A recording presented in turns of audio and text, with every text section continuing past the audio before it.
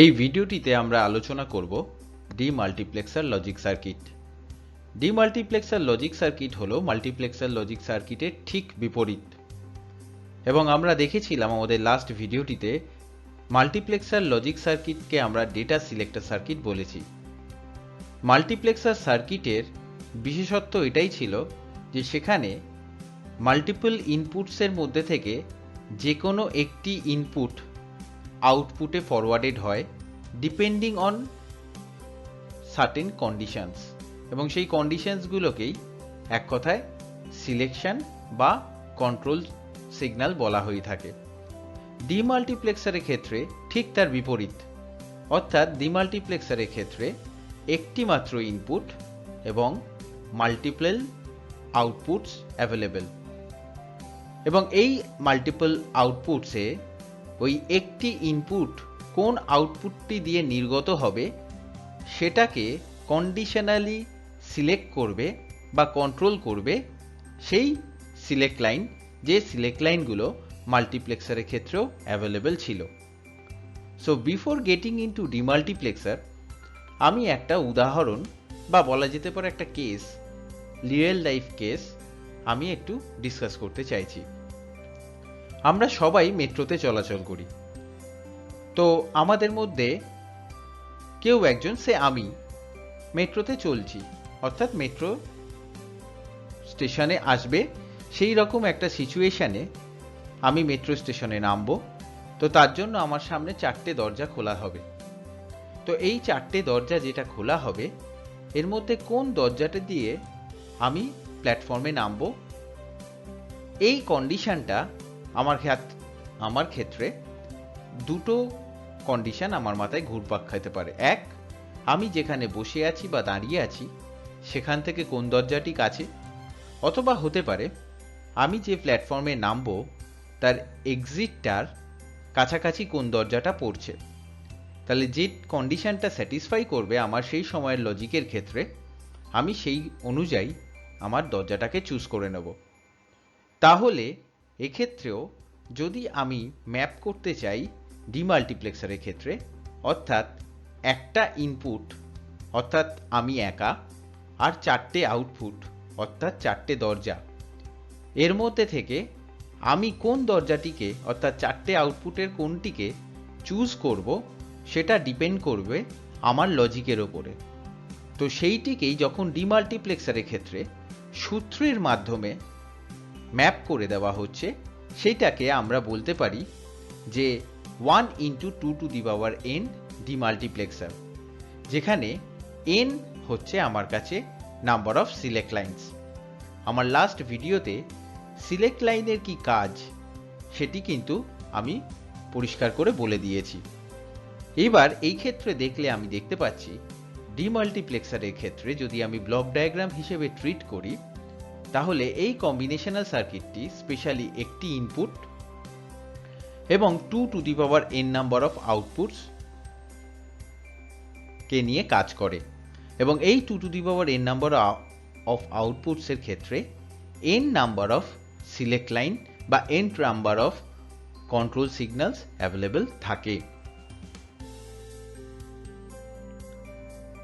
ডিমাল্টিপ্লেক্সারকে আমরা বুঝতে পারছি এইভাবে যে ডিমাল্টিপ্লেক্সার একটিমাত্র ইনপুট এবং 2n সংখ্যক আউটপুট নিয়ে কাজ করে।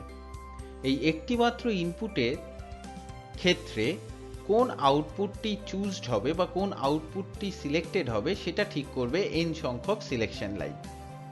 সেই ক্ষেত্রে ডিমাল্টিপ্লেক্সারকে ডিফাইন করতে গেলে আমরা এইভাবে বলতে পারি, ডিমাল্টিপ্লেক্সার হলো একটি বিশেষ ধরনের কম্বিনেশনাল লজিক সার্কিট যেখানে একটিমাত্র ইনপুট n সংখ্যক কন্ট্রোল বা সিলেক্ট লাইন এবং 2n সংখ্যক আউটপুট থাকে। ওই একটিমাত্র ইনপুটকে 2n সংখ্যক আউটপুট লাইনের যে কোনো একটি লাইনে প্রেরণ করা যায় এবং কন্ট্রোল সিগন্যালের দ্বারা ইনপুট কোন আউটপুট লাইনে যাবে তা নিয়ন্ত্রণ করা হয়। ডিমাল্টিপ্লেক্সার হলো মাল্টিপ্লেক্সারের ঠিক বিপরীত।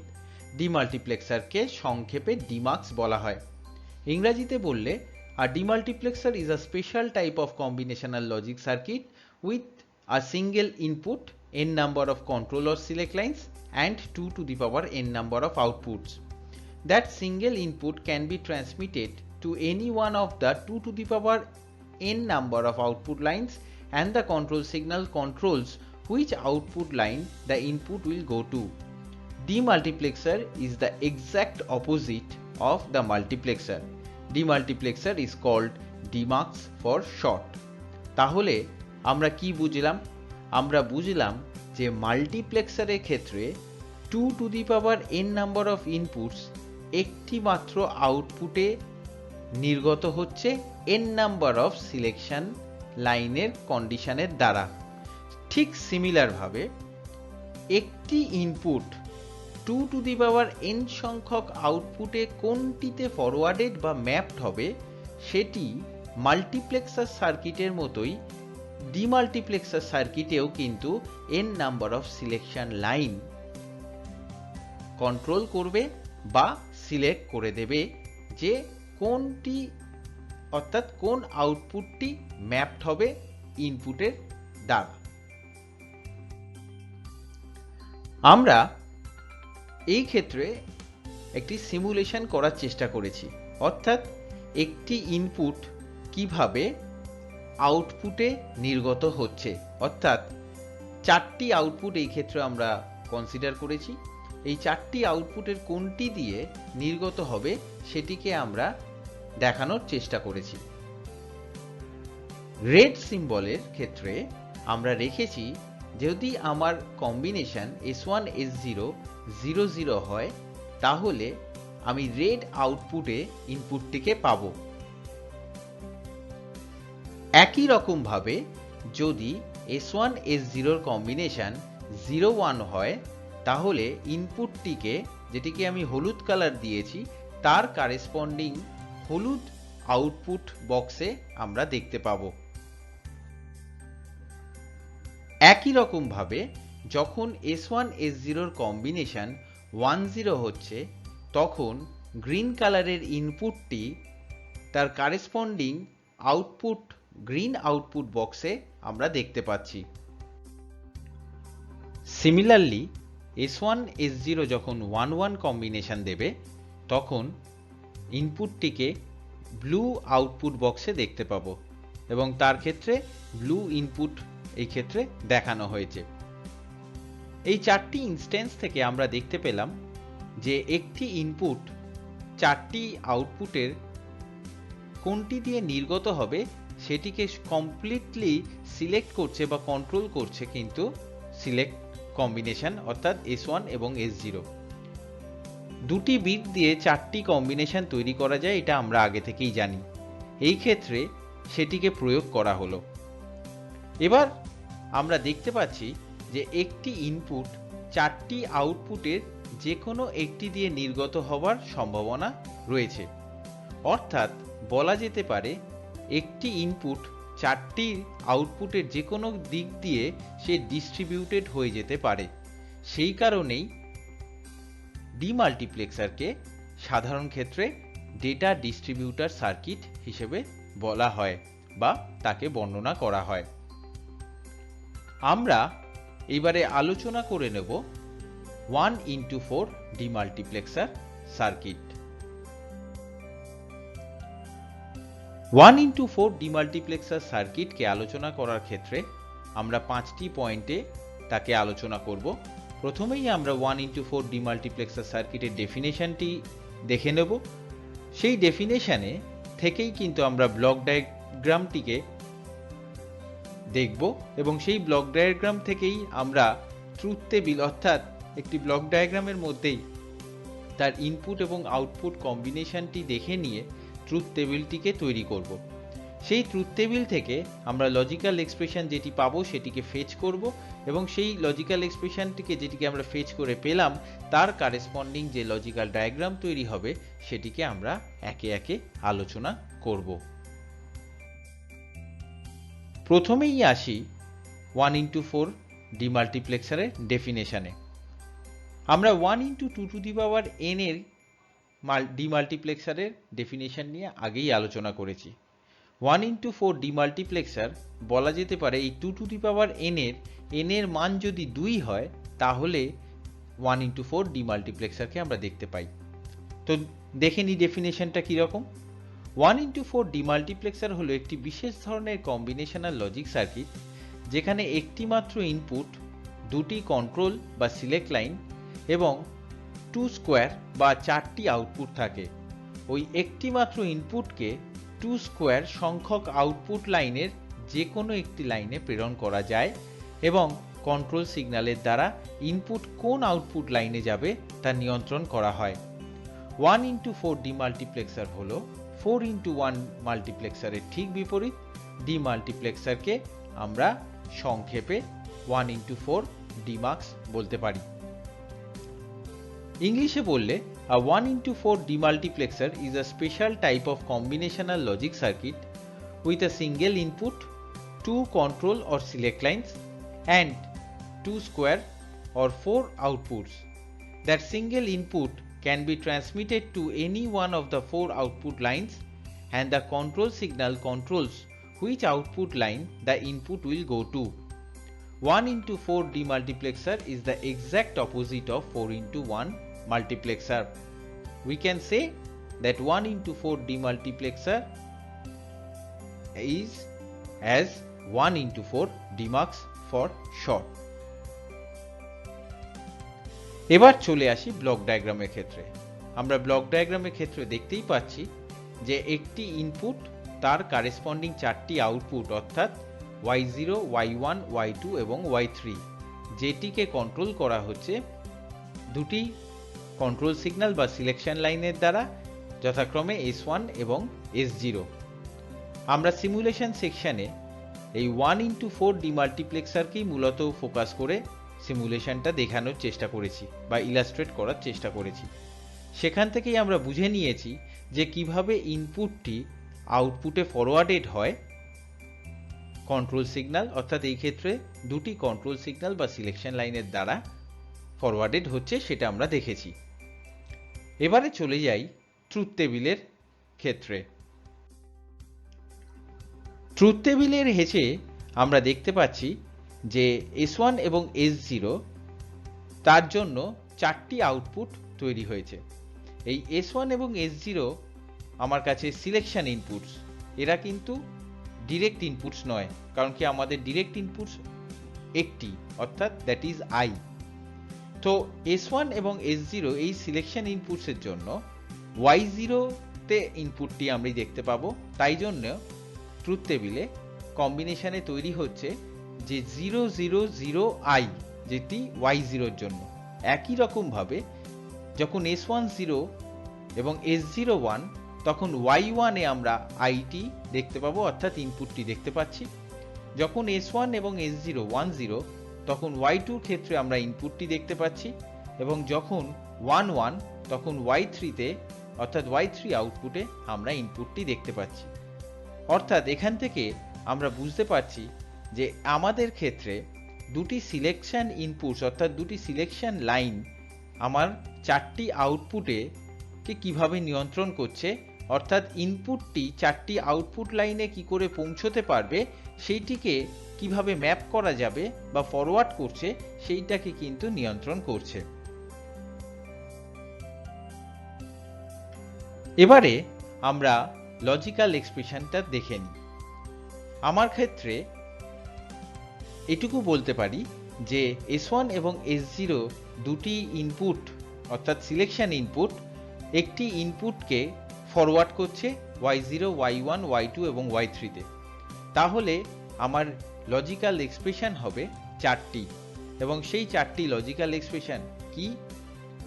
Y0 এর ক্ষেত্রে আমরা দেখতে পাচ্ছি I ইনপুটটি S1 বার S0 বার এই দুটি কম্বিনেশনকে নিয়ে ফরওয়ার্ডেড হচ্ছে, অর্থাৎ যেহেতু S1 এর মান 0, S0 এর মান 0, তাই Y0 এর ক্ষেত্রে লজিক্যাল এক্সপ্রেশনটি দাঁড়ায় S1 bar dot S0 bar dot I।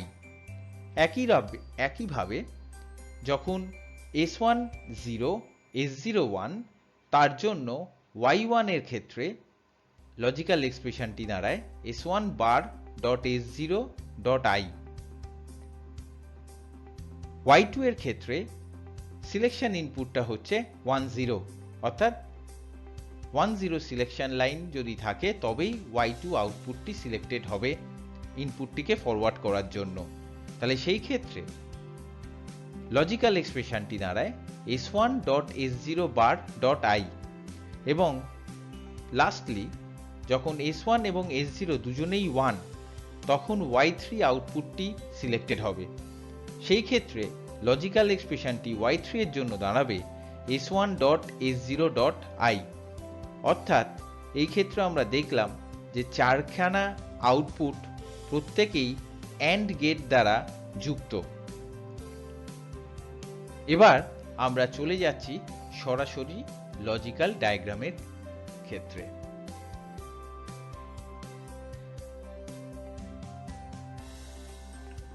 Logical ডায়াগ্রামে আমরা একে একে প্রত্যেকটি আউটপুটের জন্য কিভাবে লজিক্যাল এক্সপ্রেশনের দ্বারা সেই লজিক্যাল আউটপুটটি তৈরি হচ্ছে বা লজিক্যাল ডায়াগ্রামে আমরা আউটপুটটিকে পাচ্ছি সেটিকে ইলাস্ট্রেট করব। S1 বার S0 বার দুটি নট গেটের দ্বারা যুক্ত হয়ে রয়েছে। সেই ক্ষেত্রে y0 এর ক্ষেত্রে আমরা জানি এক্সপ্রেশনটা হচ্ছে S1 bar and S0 bar and i, অর্থাৎ S1 বার S0 বার এছাড়া i সবার ক্ষেত্রেই ডিরেক্টলি যুক্ত হয়ে রয়েছে, যেহেতু একটি মাত্র ইনপুট তাই সেই জন্য y0 তে আমরা পেলাম S1 bar and S0 bar and i। একইভাবে যখন আমরা y1 এর ক্ষেত্রে দেখতে যাব তখন আমরা পাচ্ছি এক্সপ্রেশনটা হচ্ছে S1 bar dot S0 dot i, অর্থাৎ S1 বার S0 i। প্রথমে আমরা y0 এর এক্সপ্রেশনটাকে লিখে রাখলাম, দেন আমরা দেখলাম y1 এর এক্সপ্রেশনটি এলো S1 bar dot S0 dot i। y2 এর ক্ষেত্রে আমার লজিক্যাল এক্সপ্রেশনটি হচ্ছিল S1 dot S0 bar dot i। তাহলে সেই ক্ষেত্রে S1 এলো, S0 বার এলো এবং i সরাসরি ডিরেক্টেড হয়ে রয়েছে বা ডিরেক্ট লিঙ্কড হয়ে রয়েছে, সেই জন্য আগে y0 y1টা লেখার হলো, দেন y2 এর ক্ষেত্রে আমরা দেখলাম S1 dot S0 bar dot i। Similarly y3 এর ক্ষেত্রে সরাসরি S1 S0 অ্যান্ড গেটে প্রবেশ করছে এবং iও ডিরেক্টলি লিঙ্কড হয়ে আছে অ্যান্ড গেটের সাথে। তাহলে সমস্ত কটা কম্বিনেশন y2 y1 এবং y0 দেখার পরে y3 টি দাঁড়াচ্ছে S1 and S0 and i। এই হলো আমাদের কাছে 1x4 ডিমাল্টিপ্লেক্সারের লজিক সার্কিট বা লজিক্যাল ডায়াগ্রাম। এক্ষেত্রে আমরা দেখে নিলাম যে কিভাবে আমার কাছে এই লজিক্যাল সার্কিটটি কাজ করে, যেখানে এক্ষেত্রে একটি ইনপুট কিভাবে চারটি আউটপুটে ফরওয়ার্ডেড হচ্ছে। এবারে চলে আসি 1x8 ডিমাল্টিপ্লেক্সারের আলোচনায়। 1x8 ডিমাল্টিপ্লেক্সার কে যদি 1x2n ডিমাল্টিপ্লেক্সারের সাথে ভাবি তাহলে 2n is equals to 8। তাহলে সেই ক্ষেত্রে n হচ্ছে 3, অর্থাৎ 3টি সিলেকশন লাইন, এবং আমরা জানি যে 3টি সিলেকশন লাইন দিয়ে আমরা 8 রকমের কম্বিনেশন তৈরি করতে পারি, যা আমরা 8x1 মাল্টিপ্লেক্সারের ক্ষেত্রেও দেখেছিলাম। তাহলে এই ক্ষেত্রে আমার কাছে কিন্তু 8টি আউটপুট রয়েছে, 3টি সিলেকশন লাইন রয়েছে এবং একটি ইনপুট রয়েছে।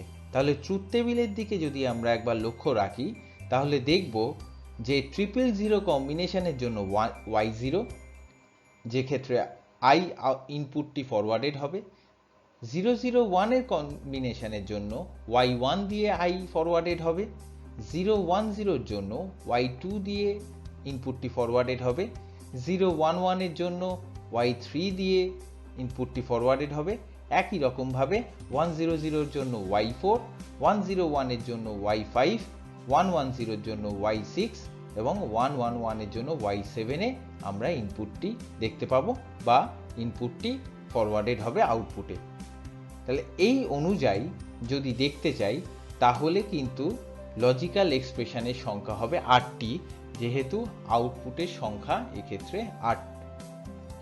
আমরা 1x8 ডিমাল্টিপ্লেক্সারেও 8x1 ডিমাল্টিপ্লেক্সারের জন্য 8x1 মাল্টিপ্লেক্সারের ক্ষেত্রেও যেরকম দুটি 4x1 মাল্টিপ্লেক্সার দিয়ে আমরা ডিজাইন করেছিলাম, ঠিক একই রকমভাবে 1x8 ডিমাল্টিপ্লেক্সারকেও আমরা দুটি 1x4 ডিমাল্টিপ্লেক্সার দিয়ে ডিজাইন করেছি। কিন্তু প্রশ্ন হচ্ছে এখানে একটাই, যে 1x4 ডিমাল্টিপ্লেক্সারের যদি আমি দুটো ব্যবহার করি তাহলে 8টি আউটপুট তো আমরা পাচ্ছি, কিন্তু ইনপুটের সংখ্যা রয়ে গেল দুটো, কিন্তু আমার কাছে ইনপুট তো একটি। সেই জন্য আমরা আরেকটি ডিমাল্টিপ্লেক্সার ইউজ করেছি, যেটি হলো 1x2 ডিমাল্টিপ্লেক্সার।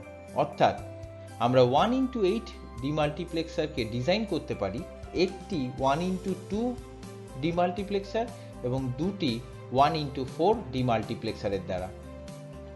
আমরা এবার দেখে নিই যে কিভাবে আমরা লজিক্যাল সার্কিটটিকে তৈরি করতে পারছি।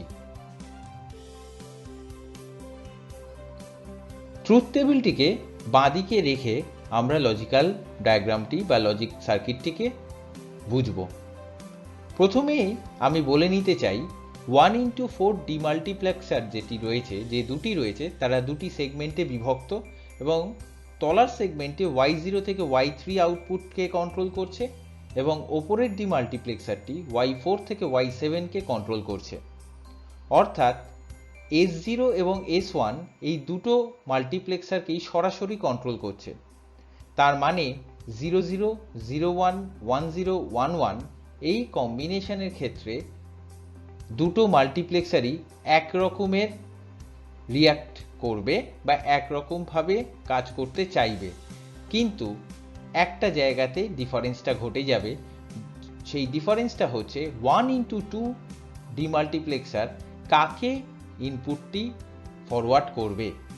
তো সেইটিকে সিলেক্ট করতে গিয়ে আমরা দেখতে পাচ্ছি রেড বক্সটা 00011011 যা S1 S0 জন্য, সে কম্বিনেশনটার ব্লু বক্স যে কম্বিনেশনটা রয়েছে সেক্ষেত্রে কোনো নির্দিষ্ট কোনো কম্বিনেশন নেই। সেক্ষেত্রে আমরা দেখতে পাচ্ছি কনস্ট্যান্টলি S2 চারটে ক্ষেত্রেই 0।